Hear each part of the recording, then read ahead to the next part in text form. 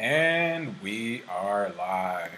Good afternoon, crypto warriors, and welcome back to the Gentlemen of Crypto, episode 365. Today is Monday, March 18th, and I'm King. And I'm Bitcoin Zay, and we are here to bridge the gap between cryptocurrency and the community, Monday through Friday at 3-ish. At 3-ish. New time. And today we'll be covering some good stories. 6 global banks sign up to issue stablecoins on IBM's now live blockchain network. SEC's senior advisor for digital assets says stablecoins may be securities. Citi has scrapped its plan for a JPM Litecoin. Crypto exchange Bithumb and their layoffs. And of course, the U.S. National Port Board to pilot blockchain tech following new partnership. But first, the cryptic coin winner of last week. Who was it? Oh, yeah. So our cryptic coin winner from Friday is Leroy Forbes. Hey, thank you for your comment. There we go, Leroy. Our crypto warrior of the year, actually. I'm going to be borrowing some crypto from him. I know, right? Good old Leroy. His comment in response to the crypto trailer. If you saw the crypto movie trailer that came out, we invited everybody to watch it and see what you thought. His thought process was about the same as ours, that it was trash, and the storyline was kind of, one big 2 hours of FUD, basically. One big cluster. Yeah, one big cluster. So, we pretty much agree there, but yeah, it looked pretty bad. The movie itself didn't really look that good, but it's out there. It's free promotion. So, shout out to Leroy Forbes for that comment. We'll be sending those free crypto coins. Shout out to Leroy. What's going on? Christopher D. Jones, Tony Nolly, Evan. Yee! There we go. Oh, yeah. Shannon Allen, Leroy Forbes, Allison Thompson. Hello. Cool works. Good evening from Atlanta. Oh, yeah. There we go. Shannon Allen said for the cryptic coins, it's going to be new updates happening. The 26th is their network updates. There we go. Cool. What's going on, Tessa? Hello. All right, as we said, top story today. I mean, the news is pretty interesting today too, people, so I know you're all going to enjoy it as much as we will. But first, 6 global banks sign up to issue stablecoins on IBM's now live blockchain network. That is right. We talked about IBM doing their own blockchain network about a week or two ago. Well, it looks like it is now live. And some banks have joined. 6 international banks have reportedly signed letters of intent to issue their own stablecoins backed by their national fiat currencies on IBM's now live blockchain-powered payments network called the World Wire. The news was jointly announced by IBM and Stellar during a keynote Money 2020, as always, in the conference. At a conference. At Money 2020 Asia in Singapore. Financial News Cheddar reported on March 18th. Oh, yeah. So basically, we are starting to see the creation and evolution of CBDCs, even though they're calling them stablecoins now, right? What's going on here? Oh, yeah. Well, their own person stated that IBM plans to expand this blockchain-powered settlement network with further assets. He actually stated, we let the market drive the expansion and selection of the network incrementally. We are really feeling excited that we're on a roll to build something new and revolutionary that's really going to change the landscape of cross-border payments. So it's obvious here what they're trying to do. They want to get cross-border payments between different countries, different businesses, using IBM because they will get that money, and their blockchain service has been patented. So if you have, as they report, 47 currencies moving across 72 different countries, much easier with a stable coin, much easier if it's digital, but you also have the transparency, so to say, that we, in the blockchain world want to see. However, I will say IBM's blockchain has been, refuted by people like Jimmy Song, who said, IBM is cool, it's fast, it works, but it's private. So we're just doing the same thing, just digitally. As always. Who wants to use the intranet when you have the internet, people? Exactly. It makes no sense. That's basically what he was saying. And these stable coins are, they're basically another third party in between you and crypto. However, if this is mostly for the blockchain wire, as they put it with banks, then they'll use it regardless. Like any technology that comes out, they have to use it at some point. Right. When apps came out, banks were still just buildings. Apps? Who want an app on your cell phone? Who want to use their phone to bank? Somebody steals my phone. Like those were real questions back then. So that's the same thing with these blockchain stablecoins coming out. Who are the intermediaries? How much would it cost? That's all going to come out. But it is good promotion for cryptocurrency. People think it's becoming mainstream, even though this is something totally different. It does make it mainstream. So shout out to IBM. It's a base hit. As we say, it's a base hit, people. And that's always good when it comes to, originally everybody thought we was going to get this grand slam of crypto because it makes sense. I mean, literally, it's like 2 + 2 = 4. It makes sense. But, a lot of us, including myself, we did not factor in the greed out there and how people would be willing to undercut technology for $1. Oh, yeah. And as you said, while this is good to see because they're getting closer to crypto, this kind of what it's doing. It's a closed, centralized network. And all it does is saves the banks more money, which is why they're trying to use it amongst each other. But even further, they're also doing that to get each other comfortable enough with it so then they can finally swap it to, let's say, your average citizen in whatever country and say, oh, we're not even taking that anymore. We don't do this with fiat. Like, if you want to make this transfer, you can deposit your money, you can get our CBDC or our stablecoin, whatever you want to call it, and then you can bank with us. Again, adding a derivative on top of derivative. I mean, honestly, if I was a banker, I would love crypto.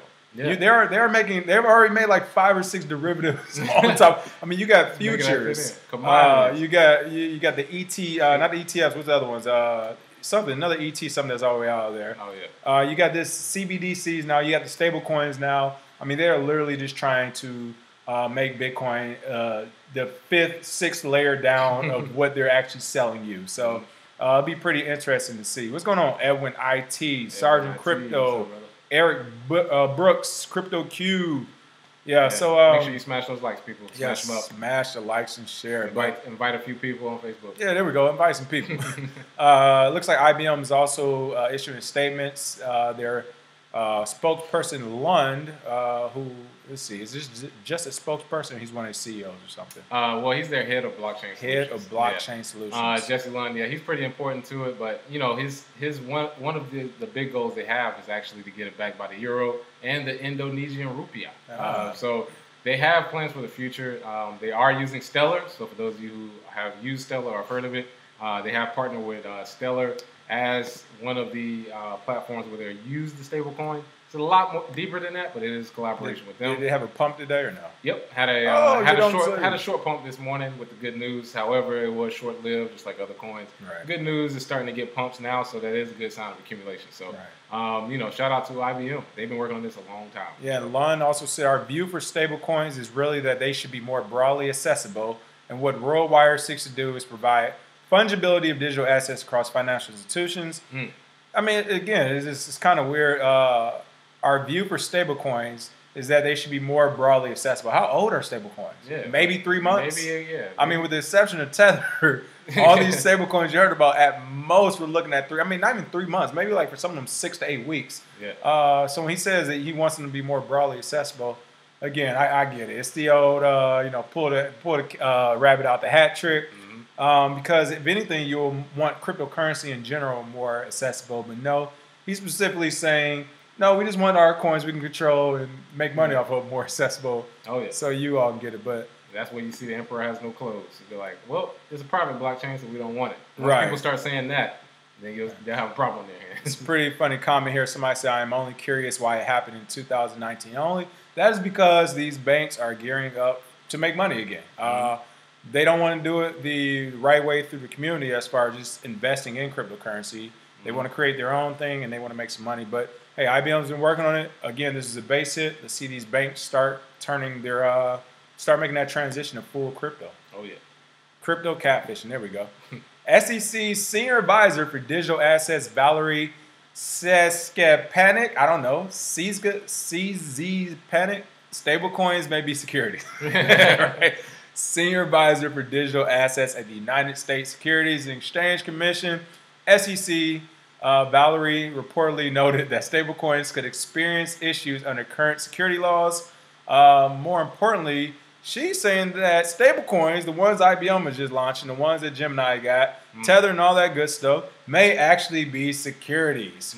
What? The billionaires ICO may backfire on them. What is going on here? Oh, man. Well, we at the Gentleman of Crypto have said it for months now that stablecoin is nothing more than a rich man's ICO. There it is. They tried to find a way around the ICO market where regular people were putting out products, promising something down the road, and they raised money using coins. They said, hey, forget all that. No, why regular people raising money? Yeah, forget all the volatility involved with it. Let's just come out with a stable coin where it's 1-to-1, but it costs you a percentage to buy it and convince people this is going to be the only way you'll be able to transact with crypto in the future. So you might as well do it now. That is essentially fundraising for a product that people don't even really have to use at this point. You can use stable coins, but you can use straight crypto to trade. And that's essentially what's happening here with the SEC.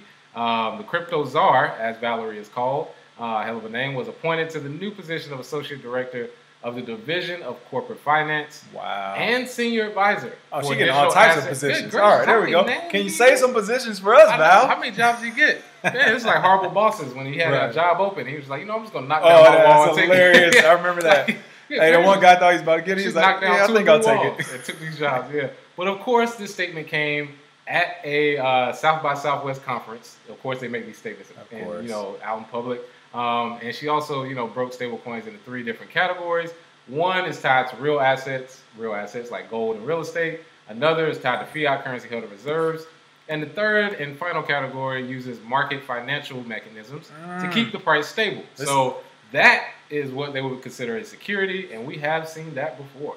I'm ready to see what all of these professionals from other industries that want to come over to crypto, who have come over and have said statements along the lines of we need regulation, all that, and then said, well, STOs and stablecoins, we're going in the right direction now. I want to see their face when they read this article or when they hear this article, and they're like, oh, wait, what? I thought we were in the clear. No, you're not. It's kind of like that movie, that Denzel Washington movie where he played Frank Lucas. What was that? Oh, American Gangster. American Gangster. If you remember American Gangster, Frank Lewis, played by Denzel Washington, was on his wedding day. He got pulled over by a police officer who basically said, you're supposed to pay me. And Frank Lewis was like, what do you mean? I already paid it. I paid the chief of police. I paid the commissioner. He was like, nah, you see this badge? This badge is special. Special investigator. I don't know who you paid or what you did. I'm special. And Valerie, her in her 3 or 4 positions she's been promoted to, Valerie's pretty special herself. So she's basically saying, I don't know what New York, I don't know what Wall Street and the bankers told you. I don't know who told you what about these stable coins and how you're allowed to do this. I don't know. But I'm special. Yeah, exactly. I work for the SEC. We got a new department. I'm the head of the department. You're going to have to come talk to me, or this is security. So that's what it looks like is what's happening. Also quoting Valerie, she said the most nonsensical thing, like this sounds like a regulator, but she said not to sound cliche, even though she's about to, but we'd rather people come to us and ask for permission or come talk to us before they do something, rather than doing something and then coming in and asking for forgiveness. Yeah, right. At what point is the government a private organization? Why does a private civilian, a citizen of the United States, need to go ask the government, oh, is it okay if I do this? I got an idea, guys. There's nothing that's harming people. There's none of that stuff, but you need to go, I have an idea. They're going to be like, oh, all right, and exactly how you plan to do it? Oh, and by tomorrow, you're going to see a nationalized stablecoin with your idea on it. So it's kind of ridiculous, and it does sound cliche.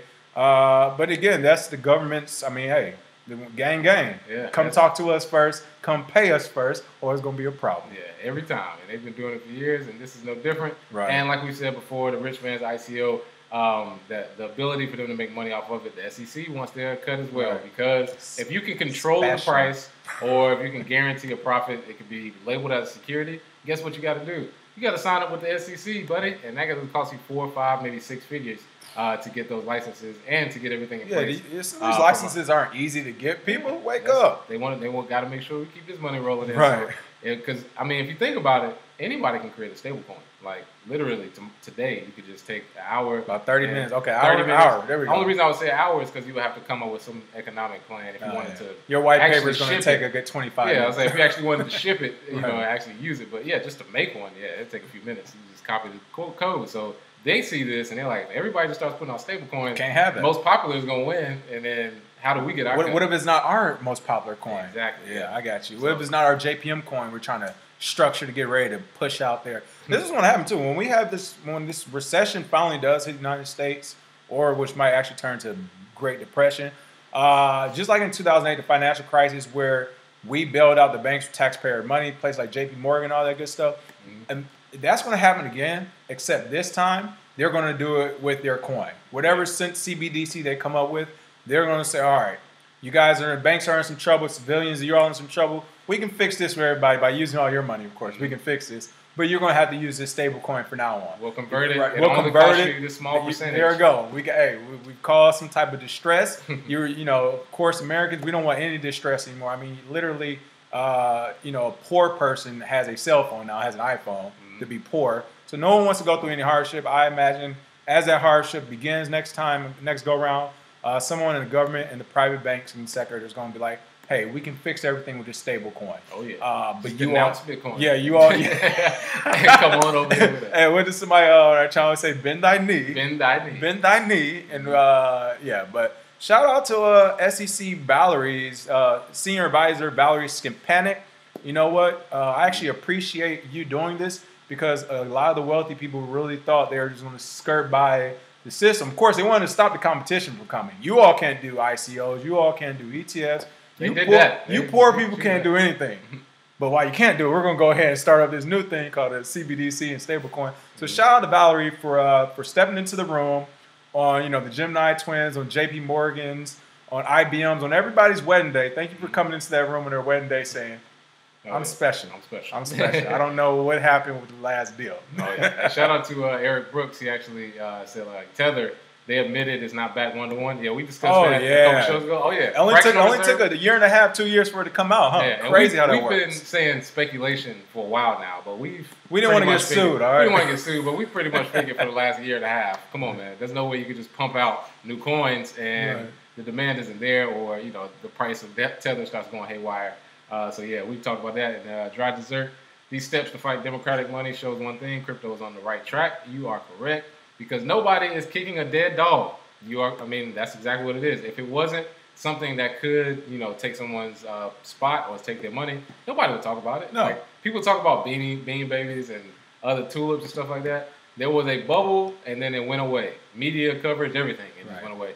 Bitcoin has done that 3 times. Bubbles and crashes, so to say, because of market cycles, still in the news just like it is before, simply because it is competition. So we like OJ, baby. Oh yeah, OJ keep coming back. But no, and kind of with that, here I just saw another good. Oh, with the Tether admitting it's not being back. One of the things, if you didn't see that show, I think it was a couple episodes ago.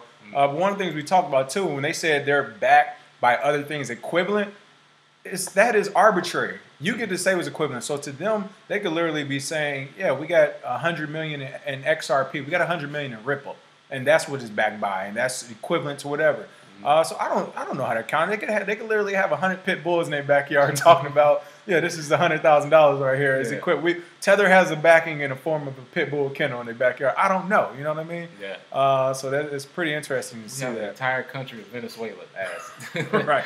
Jizzy Max said banks will find a way to saddle toddlers with debt for the next run. Man, exactly. You know what? Today it's on YouTube as well. I think it's only about 24 minutes. I think CNBC did it too, but it's basically talking about the rise of JP Morgan, how JP Morgan rose, as well as their current CEO, Jamie Dimon.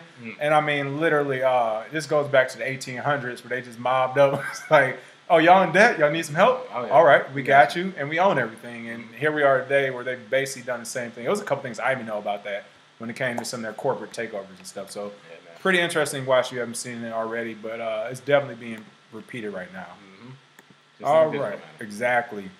Unfortunate news coming out of Korea. Crypto exchange Bithumb to reduce staff by up to 50%. What is going on with Bithumb? Well, according to a CoinDesk report, on Monday, the move for Bithumb will reduce their number of employees from 310 at the start of March to around 150. And when the official was contacted, he actually stated that voluntary retirement is part of our support program for former employees and is intended to provide assistance and training for job placement. So they are sort of looking out for the people that had to let go, calling it voluntary retirement, which it might be a Korean thing, but I can guarantee you that's not something that will help you out in the U.S. But it also states, apart from that, their trading volume has decreased compared to the previous year. So they're trying to provide internal measures. They'll continue to add necessary personnel for various new businesses, but this one, they have to cut staff, got to cut costs. Like a lot of companies, we saw Consensus, a lot of exchanges cut jobs.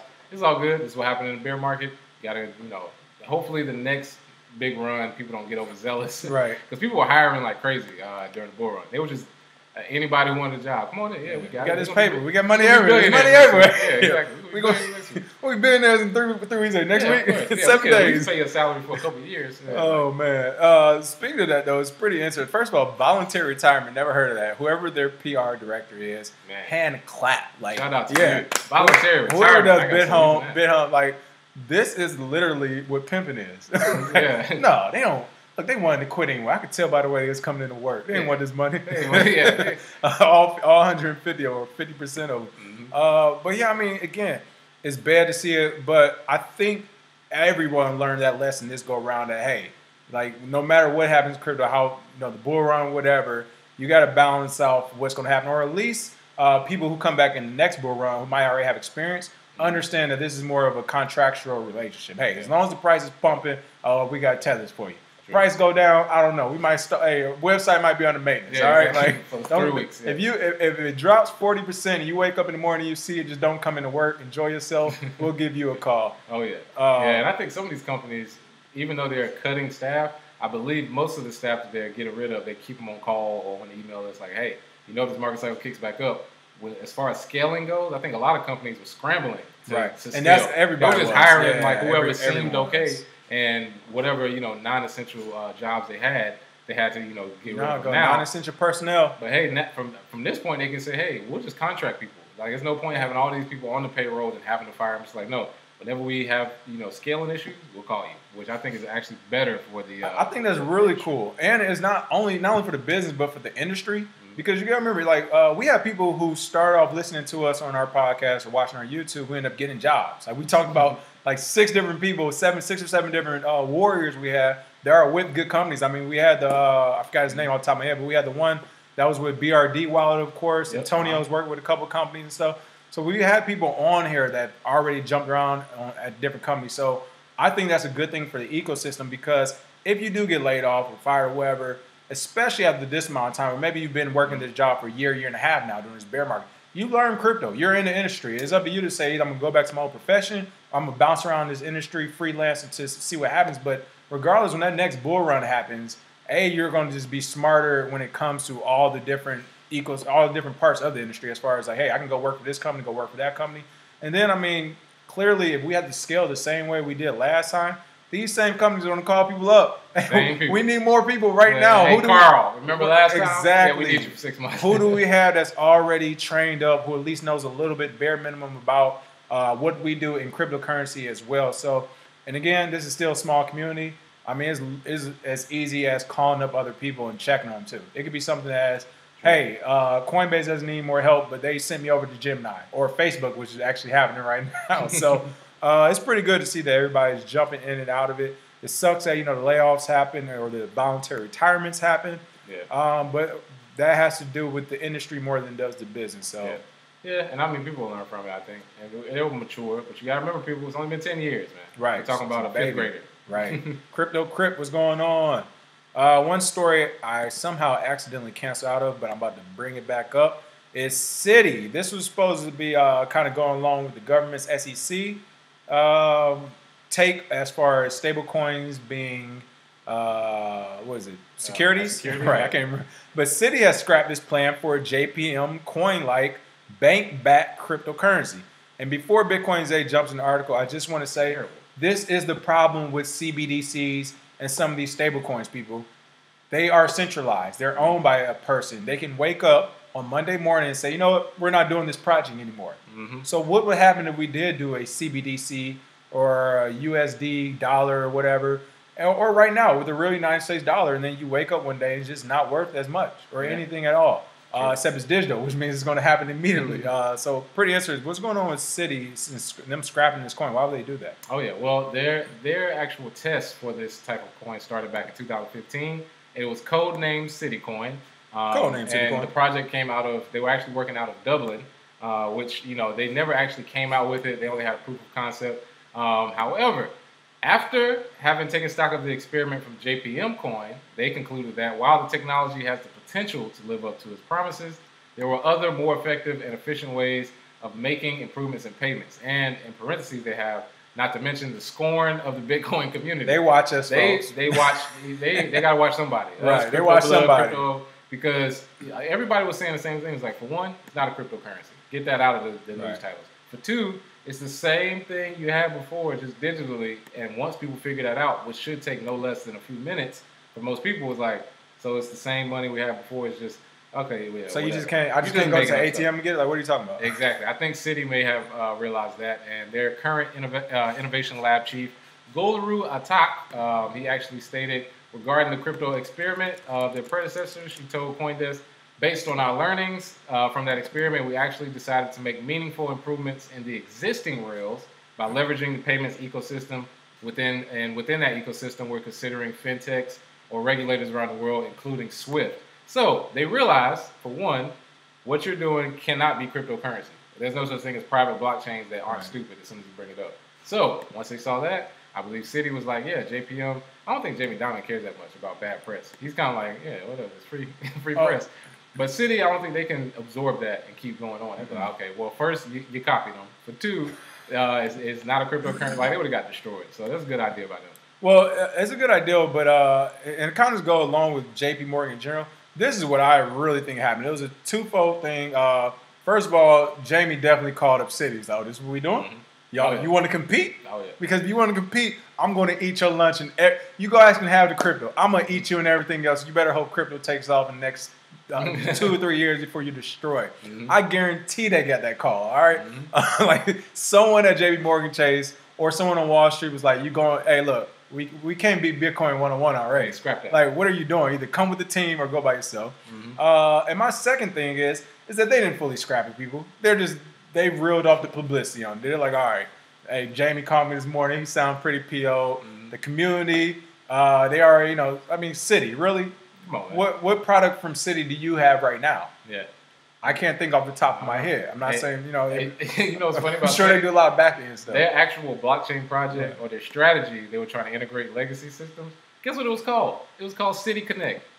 If that ain't a scam, I mean, it ain't nothing but BitConnect for a bank. Come on. That's literally what they were. Who did not do their due diligence over at Citi? Hire us. We got you. Yeah. You know you're listening. Yeah. But yeah, I think JPM, somebody from JP Morgan gave him a call and was like, hey, you about to declare war and we're going to bring all Wall Street against you. So they backed off. Then also, I mean, again, I think they've seen the climate. This is not something they can win at right now. It makes no sense. It would make more sense for Bank of America to do something, honestly, when it comes to popularity and market share. One of the things, actually going back to that JP Morgan Chase little mini doc I saw today was the brand. The reason why Chase joined JP Morgan, they literally sailed just for the brand name.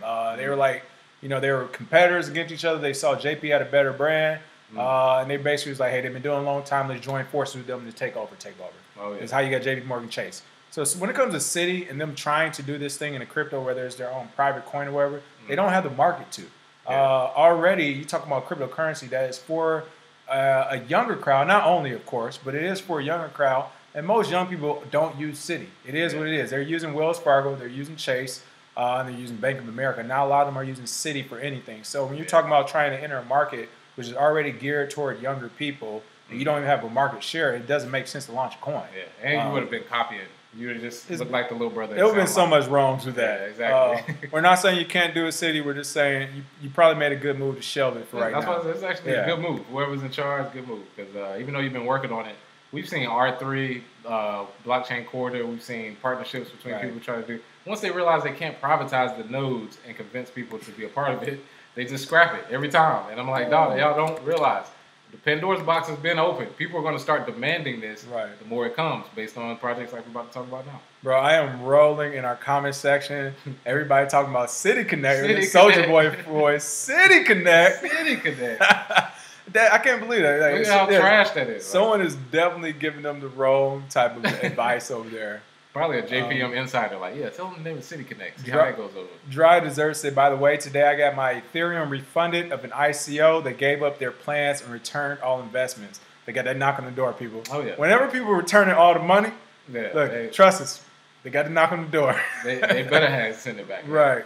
Donald Muhammad, is Citibank rolling with Stellar? Then they say Stellar. Okay, right. Yeah, we talked about that. Mm-hmm. Eric Brooks said Tether is Bitfinex. Bitfinex equals fiat central bank. And might get prosecuted for operating as one without authorization. So Tether is crypto JPM/Citi coin. Yeah, it looks like it. Right. Some people don't realize people are making crypto banks. It's not cryptocurrency. It's something totally different. Hilarious. Close 71. What's up? Haven't seen you in like a year. Where you been at? We remember all our warriors. You know what time it is? Definitely. Young, old, new. Doesn't matter. We in here. All right. Last but not least, U.S. National Pork Board. That is right. Pork Board to pilot blockchain tech following new partnership. Oh yeah, I love it. Yeah, baking on the blockchain. There for we real. go. Hey, baking on blockchain is gonna be real. This is his second attempt at it. What's going on here? Oh yeah. Well, the biggest thing with this and the food safety standards that exist, the environment of pork, how it's created, has come under scrutiny because large-scale pig farming in places like my hometown, North Carolina or Iowa, they have a significant presence of waste, and waste management is not a big thing. So, in order to catch people that are wasteful or to have this runoff not occur, you need to have transparency so people can see, okay, we made this much, this is where our waste went, this is what happened with the actual health of the pig, and you can follow the steps all along the way. Before that, you would basically have to trust the farm, they would have to trust the company to eat it, and then if somebody served it to you, you have to trust the person cooking it. So, have to go through all that. However, at this point, the blockchain will take out all those steps straight to you. Definitely have everything along the way as a supply chain to keep it transparent. So good to see there as somebody who actually still likes bacon. I know a lot of people don't eat pork. That's my one weakness. Pork don't touch my pork. I'm not getting it up anytime soon. Right. I'm going down with that ship. But it is good to see here. They partnered with a company called Right.io, United States National Pork Board. Signed up with them, got the blockchain going, and we'll see how it works. Should be pretty good for the ecosystem. That's crazy. It said it affected North Carolina. Yeah. Everything around NC State campus. I can only imagine right now. Oh, man. Yeah, all types of farms up there. Mm-hmm. Let's see some of the comments. Just all go. Oh, okay. Dry Dessert said yes. That ICO project did get a knock on the door. We had to hire a lawyer to encourage their goodwill. Yeah. Listen, we understand, man. Hey. We understand. It's either a lawyer or some baseball bats, right? So we'll do a lawyer. All right. So that's pretty cool. I mean, as you know, we talked about Bitcoin back in the day when Bitcoin, for those who don't know, it was it wasn't a real cryptocurrency, but it was basically crypto they mirrored after bacon. I think Oscar Mayer did it. And at its all-time high, one Bitcoin ended up being worth 13 strips of bacon. So it actually came, I mean, it started off with like a couple of strips. I think it opened up at, I mean, 3.5, 4 strips. Yeah, I think it 5X. The media and everything, and then people started using it, was working, and then next thing you know, pumped up to 13 strips. It was a big pump, and then it went back down. But bacon, pork, food, farming, supply management, these are all blockchain-related things. Oh, yeah. Anytime you have to track something from seed to table, it's going to be probably on blockchain soon. There we go. All right, for the free cryptic coin, what are we doing today? Oh, yeah. So for our free cryptic coin, do you agree that stablecoins may be securities? Do you think stablecoins should be left alone? Do you agree with the definition given by the crypto czar? Do you disagree with it? Let us know. Put your crypto coin address, and we'll send those free coins. You didn't pay me. I'm special. Special investigator. Special. With that, that's our show for today. Make sure you smash that like and share. And if you haven't already, subscribe, of course. For those who listen to the podcast, hadn't updated podcast yet because our mic is down and we're working on the audio. But we'll get those updated this week. And until then, you can see us tomorrow at 3-ish. Cheers. Cheers, people.